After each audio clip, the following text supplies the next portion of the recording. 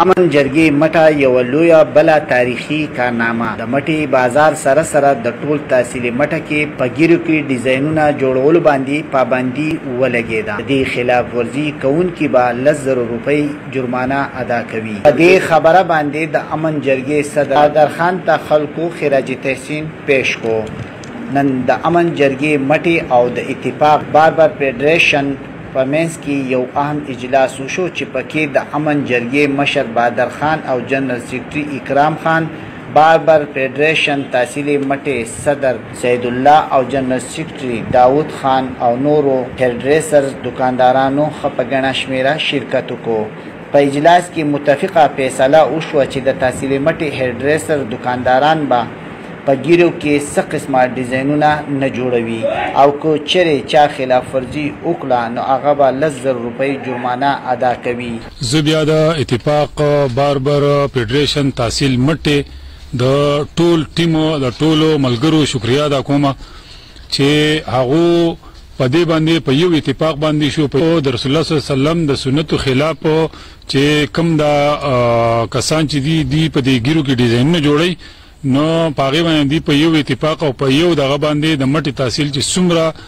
زمونږ دکانداران رونه دي هغه په دې باندې اتفاق شو د سخت وکړي او داغونه ما زدلته کې د امن جرګې د په پیډ باندې ته هم د سخت اخلمه په دې کې مونږ اوس دا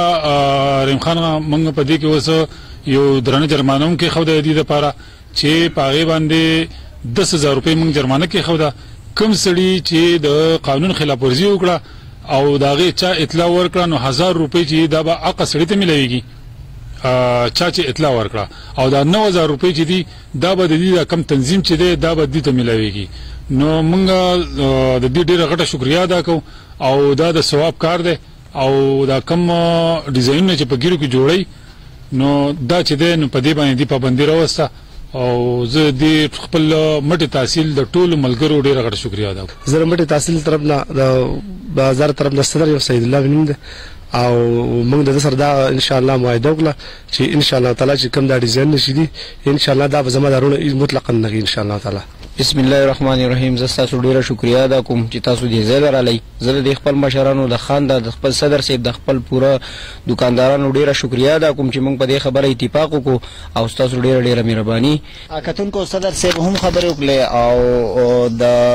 امن جرګې صدر او د دې کوششونه تلوس د مټي په دې علاقه باندې هم دي او د دې هر کار چې د عوامو د فلاح د بهبود د لپاره خپل کوشش کوي چې یاره دغه سي